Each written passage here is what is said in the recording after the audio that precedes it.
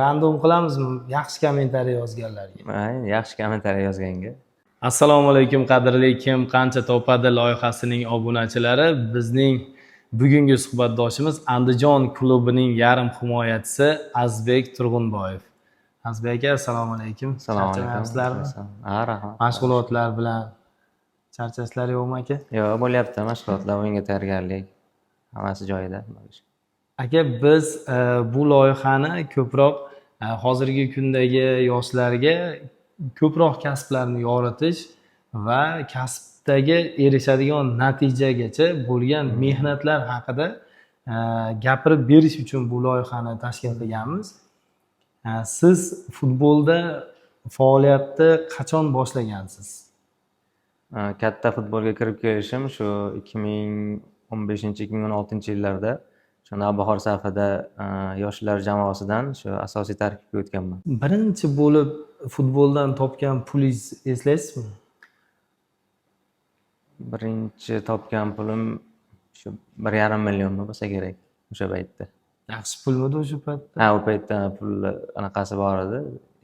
Endi yaxshi deb bo'lmaydi. Endi hali u payt bo'ydoq bo'lganmiz. Bo'ydoq uchun yaxshi edi, yetardi. 2015-yil menimcha. 2015-yil birinchi pul topildi. O'sha birinchi topiladigan pulgacha qancha yil yo'qotilgan? Ungacha shu o'rinbosarlar tarkibida shu 5 yil davomida o'ynaganman, uzoq muddat o'ynaganman. Hali Oliy ligaga tortadigan hali murabbiylar kelib, har anaqada o'zini hali o'yinchilari bo'ladi murabbiylarda. Yoshlarga e'tibor kam bo'lgan u paytda. O'shani hisobiga ko'proq muddat o'rinbosarlar tarkibida qolib ketganman. Keyin orada futbolni tashlab yuboraman deganimdan ham bir ikkita o'rtoqlarim tashlab Rossiyaga ketib borgan, ishlagani. Keyin ozgina sabr qilganman. Endi Xudoyim o'sha berganligi uchun men shu chiqib kelganman deb o'ylayman. Men o'zim hali kuchim bilan yo bo'lmasam o'zim chiqib kelganman deb hisoblamayman-da. Xudo omadimni berib, o'sha qaysidir bir o'yinda zaxiradan tushib o'yinga o'sha assist qayd etdim. O'shandan keyin asosiy tarkibga tortib, o'ynatib, keyin shu asosiy tarkib o'yinchisi bo'lishimga sababchi bo'lgan. Demak, buni tagida o'sha 5 yillik sabr bor. Naqsa bo'ladi. Qolganlar yon atrofingizdan ketishni boshladi, lekin siz shu sabr qilganingiz uchun 1,5 million so'm topdingiz, birinchi topgan pulingiz. Undan keyin u yog'i boshlandi. Sekin-sekin, etap bo'lib katta komandalarga o'tganingizdan keyin, misol Oliy ligaga jamoalarga o'tib, asosiy tarkibga kirganingizdan keyin o'zi avtomatik maoshingiz ham ko'tarilib boradi. Avvalambor o'yiningizga qarab, yaxshi o'yin ko'rsatib, har o'yinda misol yaxshi o'yin ko'rsatib, gol urib yo bo'lmasam golga pas uzatmalar qilsangiz, o'sha yildan yilga anaqangiz oshib boraveradi. Misol transfer narxingiz ham, o'zingizda maoshingiz ham oshib boraveradi. O'shani hisobiga sekin-sekin maoshlar ham kattalashishni boshlaydi. Yaxshi daromad qilishni boshlaysiz. Tushunarli. Siz hozirgi kungacha o'zingizni o'yiningizda o'zingiz ko'zlagan natijani bera olyapsizmi? Jismonan qaraganda. Jismonan qaraganda hozir o'zimni sport formamdan qoniqaman, chunki nima deydi? Hali jarohatlar sabab ancha o'yin amaliyotisiz qolib ketdim. Hozir ancha formaga kirib, Xudo xolasa keyingi o'yinlarda o'sha yaxshi o'yinlar ko'rsatib, jamoamizga yordam berib, jamoat muxlislarini xursand qilishga harakat qilamiz. Shuning uchun hozir asosiy e'tiborni o'sha yaxshi formaga kirib olishga qaratyapman. Bundan ko'nglim to'lyapti. Turkiyaga borganingizda, masalan, Turkiyada ham o'ynadingiz. Turkiyaga borganingizda qanchalik katta o'zgarish bo'ldi sharoitda va summada? Turkiyaga borganimda o'sha summalar bu yerga qaraganda dovoyni ko'tariladi. 2 barobar oshadi. Keyin u yerdagi sharoitlar ancha nima desa bo'ladi?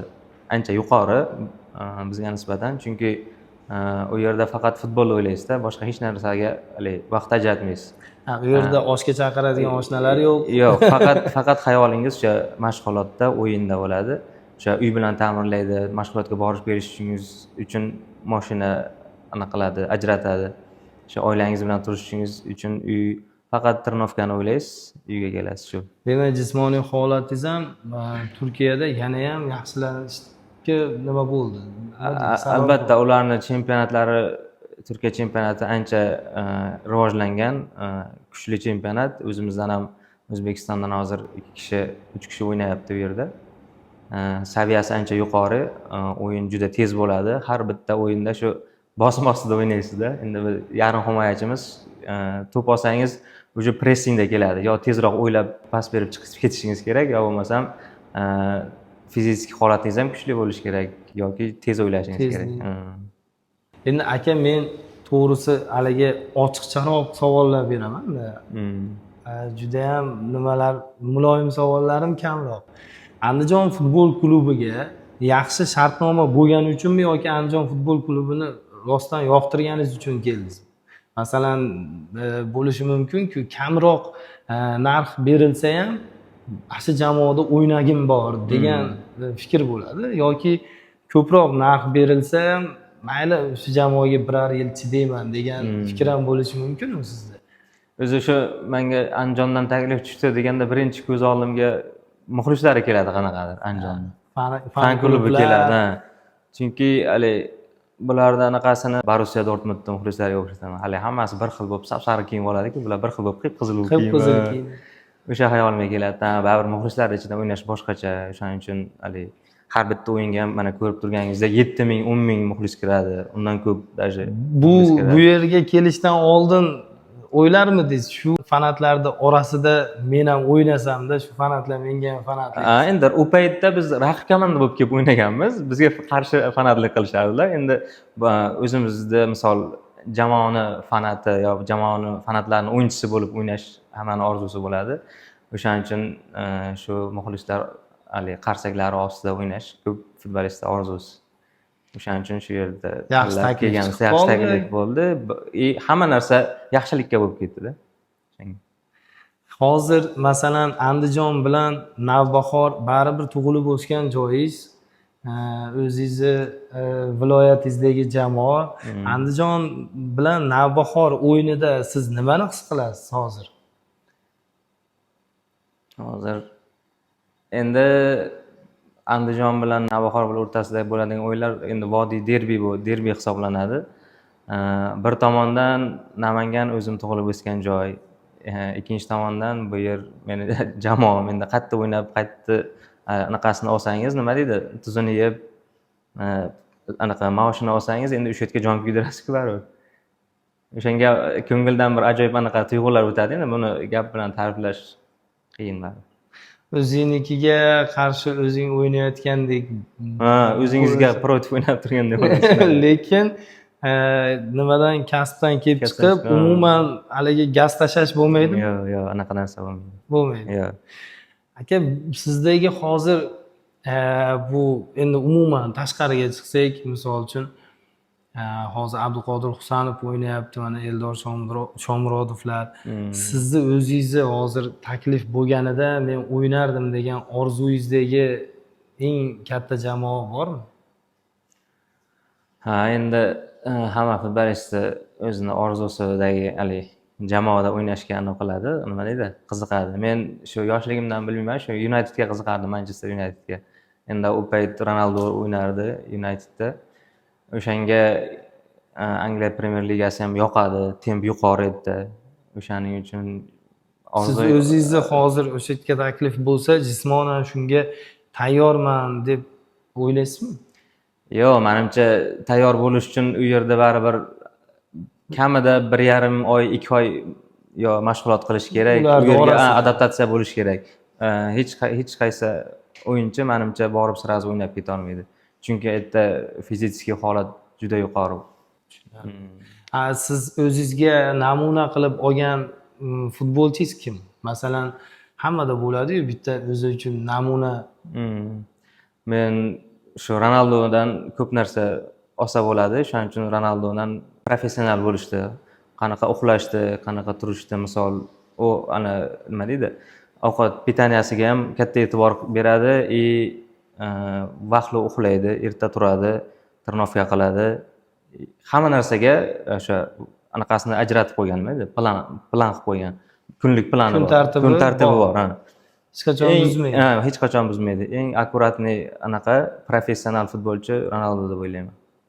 Hozir bizda Andijon klubida mana hozir Andijon klubini futbolchilarni bazasida o'tiribmiz. Menimcha juda ham go'zal tushgan hamma sharoitlari. Endi biz tomondan qaraganda hamma sharoit borga o'xshaydi. Siz mana shuni ichida turib nima deb o'ylaysiz? Shu Ronaldodek kun tartiblarini qo'yib, Ronaldodek professional yashashingizga shu sharoitlar hozir yetarlimi bu yerda? Ha, albatta yetarli. Chunki shu kelganimdayoq уже aytdim, bunaqa sharoit menimcha ko'p jamoalarda bo'lmasa kerak. Hamma narsaga sharoit qilingan. Trenajyor zal deysizmi, basseyn, hali восстановление uchun, tiklanish uchun o'sha basseyn, sauna, muzli bochkalar hamma yoq bor. Faqat futbolistning o'ziga bog'liq, o'zi qunt qilib, rejim qilib ishlasa, o'sha rejimga yetib boradi deb o'ylayman. Ikkita maydon bor. Ikkita maydon bor. Trenirovka qilishingiz uchun maydon, fizik holatingiz yaxshi bo'lmasa, trenajyor zali, charchasangiz восстановление uchun basseynlar, saunalar, hamma sharoit bor deb o'ylayman. Bu sharoitlar boshqa siz o'ynagan jamoalarda ham bo'lganmi? Bo'lgan sanoqli jamoalarda bor. Endi hammasida bor deb o'ylamayman. Tushunarli. Endi ko'pchilikni qiziqtirayotgan savol bor-da. Nima uchun Azizbek Turg'unboyev O'zbekiston milliy terma jamoasi tarkibida jahon chempionatiga bormadi? Bu savol o'zimni ham qiynayapti. Nimaga bormagan? Nima uchun deb o'ylaysiz? Misol uchun taxminlar bo'ladi-yu. Endi men o'ylashim bo'yicha shu travmadan chiqib hali formada emasligim uchun, to'g'ri travmadan ancha oldin chiqqandim, yig'indan oldin. Undan oldin 7 ta 8 ta o'yinga tushdim misol. Shu fizik holatim yaxshi bo'lmaganligi uchun chaqirmadi deb o'ylayman menimcha. Lekin terma jamoa tarkibida bor edingiz. Bor edi. Aynan sizni nuqtangizda kim to'p surdi terma jamoamiz tarkibida? Endi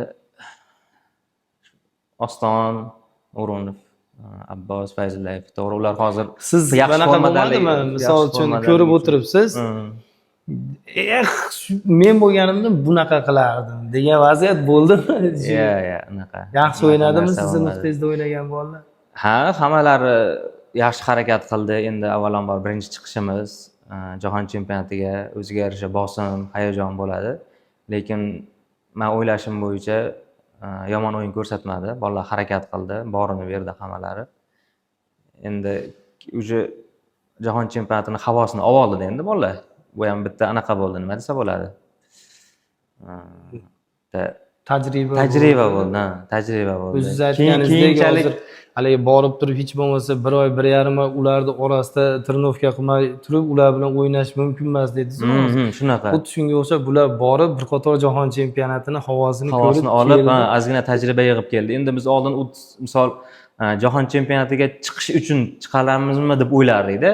Endi jahon chempionatiga chiqamiz emas-ku, guruhdan chiqamiz.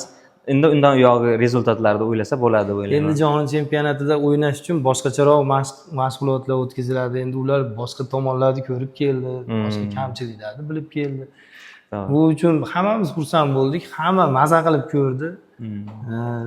Xuddiki biz chempion bo'lgandek ko'rdik, to'g'risi maza bo'ldi. Chiqqanimiz o'zi katta vaqt bo'ldi. Shunaqa doim jahon chempionati bo'lganda boshqa komandalarga valid qilib boshqa komandalar o'yinini ko'rardik. Baribir o'zimiz O'zbekiston o'ynagani baribir boshqacha bo'lar ekan. Menga eng dahshatlisi Harilo Hamidov sharhlar aytganda, "Dada, men bu o'yinni ko'ryapman" dedi.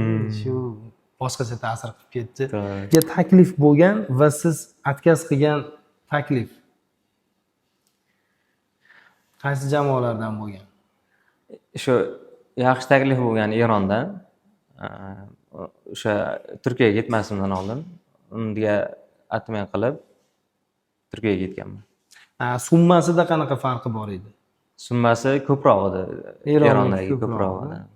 Sizga nima, jamoa bu tomondagi yaxshiroq tuyulgan? Endi menimcha shu Eron chempionatidan Turkiya chempionati yaxshiroq, keyin hali usloviyalar ham yaxshi degan ma'noda yashashga yaxshi, yashashga qulay. Misol oila bilan ketsangiz ham qiynalmaysiz, sharoitlar yaxshi. O'shaning uchun Turkiyani tanlagan. Tushunarli.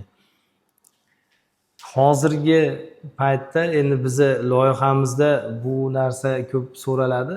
Hozirgi paytda Azizbek Turg'unboyev bir oylik daromadi o'rtacha qancha?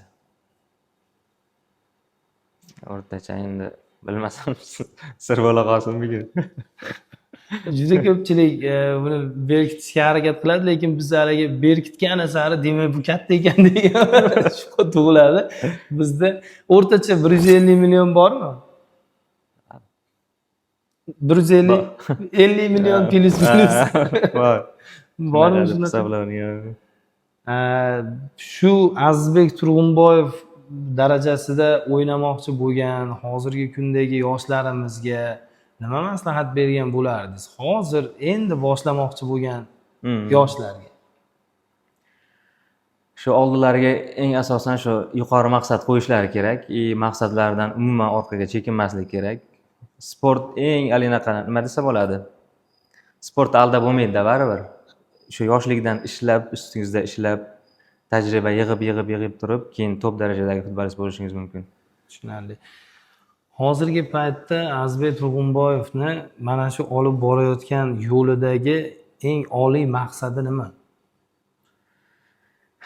Eng oliy maqsadimiz endi birinchi o'rinda shu jamoamizda qo'yilgan oldimizga maqsadimiz, o'sha hokim tomonidan oldimizga zadacha qo'yilgan chempionatimizda kuchli o'sha 3talikka kirish va O'zbekiston Kubogini qo'lga kiritish. Buni yo'lida Xudo xolasa bor kuchimiz bilan harakat qilamiz. Kelasi o'yinlarda yaxshi o'yin ko'rsatib, jamoamizni g'alabalariga hissa qo'shib, muxlislarni xursand qilamiz Xudo xolasa. Umumiy futbol hayotingizdagi eng oxirgi tochkachi siz o'ylagan, ko'zlagan tochka? Endi futbol anaqasida, sohasida menimcha ko'p narsaga erishdim. Bundan hech nima deydi? Norizo bo'lmayman. Chunki nimaga erishgan bo'lsam, shu nimani o'sha ko'nglimga niyat qilgan bo'lsam, hammasiga erishdim deb o'ylayman. Shu bitta armon bo'lib qoldi, shu jahon chempionatiga bormaganimda. U hozir keyingisiga harakat qilsangiz chiqishingiz mumkin-ku yoki yoshingiz yetmaydimi? Harakat qilaman, endi keyingi 4 yillikkacha o'sha 36-37 ga kirib qolamizda. Jahon chempionatiga chiqib bitta bo'lsa ham gol urish. Ha, endi jahon chempionatida o'yin endi asosiy maqsad shu bitta maqsadim shu edi, jahon chempionati edi. Endi ham nasib emas ekan, endi Xudo xolasa fizik holatimiz yetguncha o'ynaymiz. Endi keyingi o'sha 36 ga kirar ekanmiz ungacha. O'sha yoshda ham yaxshi formada bo'lib tursak, balkim borib o'ynab kelarmiz. Balkim gol uramiz shu o'yinlarda inshaalloh. Nasib qilsin, nasib qilsin. Aka, bizni loyihamizda shunaqa odati bor, an'anasi bor. Bizni suhbatdoshimiz, qahramonimiz bizni obunachilarimizga nimadir savol qoldirib yoki kommentariyalardan random o'tkazib, bizni obunachilarimizga nimadir ilinadi. Siz nima bera olasiz bizni obunachilarimizga? Obunachilarga formada endi biz forma beramiz. Ko'pincha chet elda, Rossiyada turib g'olib bo'lishyapti. Ularga qanday qilamiz formani? Formani endi yetkazamiz-da, boshqa ilojimiz yo'q. Pochta qilib yetkazib beramiz. Bo'lmasam O'zbekistonda uylari bor-ku, baribir yoqqa yetkazamiz. Bo'ldi. Demak, bizni obunachimiz agar mana shu vodiyda bo'lsa yoki O'zbekistonning qaysi burchagida bo'lsa ham bemalol kelsa, o'zingiz dastxat qo'yib, formani o'zingizdan qabul qilib olish mumkin bo'ladi. Albatta.